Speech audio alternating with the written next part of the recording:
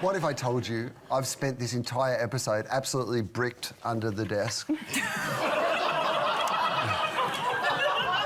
Here, I'll show you. This is a brick, and here's what it does.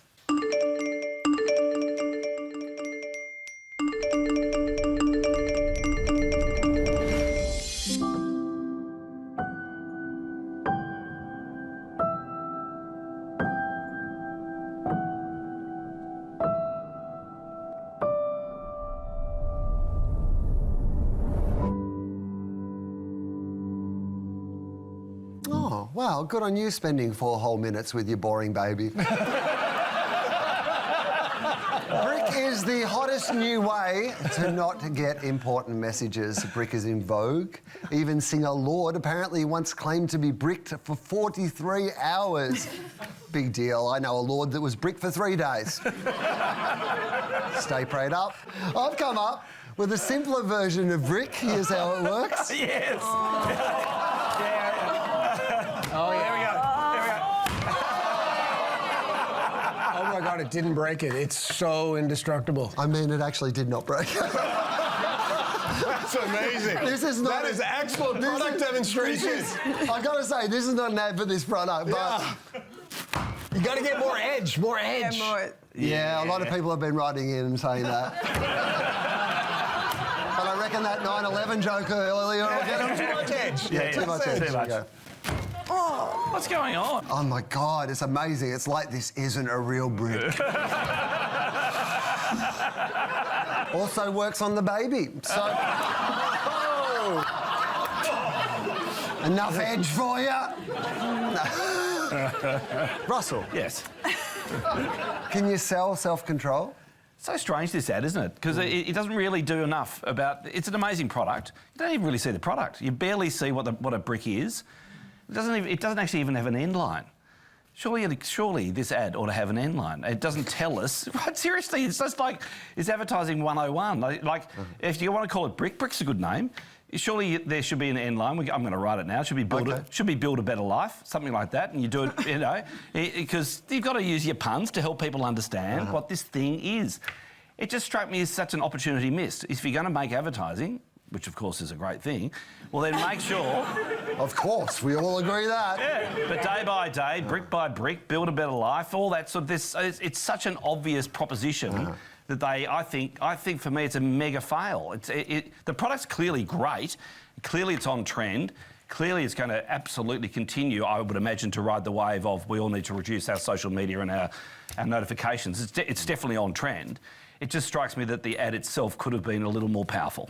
I mean, we look at our phones on average 150 times a day. So we're looking at our phones every 10 minutes, every day, week after week, month after month. So we're constantly distracted. So we created technology so addictive that we need technology to help with the addiction. And instead of solving or focused on the sort of behavior, their whole thing is outsourcing it, like a bouncer for your brain. So someone to say, no, you shouldn't be on your phone. And the techniques they use in the ad are interesting. So all this kind of reframing. So it's not loss of control, it's empowerment. And they spin guilt to, you kind of can be a part of it, you can control, you can go back to your family. When really it's the technology that it uses, that is there, that is causing the problem. I'm a big proponent of do not disturb mode. Like, I do not have self-control. I'm an adult baby. Like, I cannot be trusted. So I think it's really interesting. It's not the best ad I've ever seen, but I think it's really interesting the approach that they've had, especially in the casting. They haven't gone for that evangelizing productivity. They haven't gone for the masculine person. They haven't even gone for the brain-rotted Gen Z young person chronically online needs to get offline. They've gone for the very relatable household decision maker, this Joe Blogg's mum, that she's just like you and she needs a little help in this area. And I think that's really smart in that they're not pigeonholing themselves as this niche, this gimmick, this frivolous young person fad. They're really trying to mainstreamify themselves with that household decision maker. The product itself, the point of it is that you put it far away from you. So you've got inbuilt in most phone operating systems now that you can say, don't let me use an app after 1 hour, and then you can go 5 more minutes. Yeah, give me 5 more minutes, and you can keep going with it. So it's that your mental load in tapping and making that decision is what helps people actually stick with the brick. But in the ad itself, that opening, it starts out pretty strong. The notifications swell up that anxiety. They make you feel like something really bad is going to happen. And then I thought that it was a countdown timer, not a count up timer, and she was counting down the time with her baby because I didn't know what the brick did. I didn't know if it counted up or down. So I was like, oh, she can't wait till this is over. But I think that it's probably a good start, but it is still a status symbol. It is not a cheap thing. I paid for not a brick but something similar once for a year to stop me from using Instagram, and then just logged in on my laptop because it wasn't connected. So people will find their ways around it, and we do have some problems that we probably need to solve. It's a great product, it's a great innovation, clearly it works, but they don't really give us a proposition and support the proposition. It's odd for me. Well, they do though, Russell. They're playing off guilt. They're basically saying you do not spend enough time with your family or your kids. This device will help you do that. It's implied, really. It is. You're right. That's the storyline. But I do think, in advertising, I do think you need to lead with your chin. You need to be very clear about what this thing's all about. I think if you were being kinder, it's saying everything else can wait. Nothing's actually that urgent, and your life will continue on. I think if you're being kinder, you'd say it's a waste of money.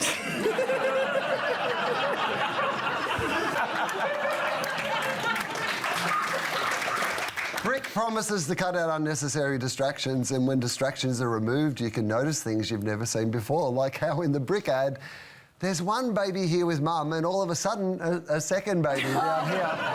And it gets even stranger. We've uncovered the important messages that mum missed from her other child. Hey, Mum, where are you? You said you'd pick me up. I guess I'll walk home. I found a dog. Can we keep it? If a dog bites you, do you turn into a dog? How long should dog bites bleed? I'm out front. Can you let me in? Mum, Mum, Mum, Mum.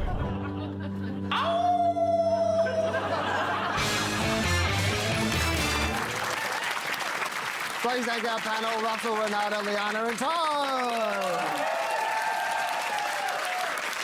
We'll leave you with another Mother's Day message delivered by Amazon. We treat our staff like family, so this year, treat your family like we treat our staff. Spend less on mum, while our monitoring systems make sure mum spends less time resting. Remember how mum always made you wear a jumper? We'll make her wear an ankle monitor. And remember how mum toilet trained you? We'll do the same for her. Back to work, mum. Amazon, where the woman who delivered you is now delivering for us.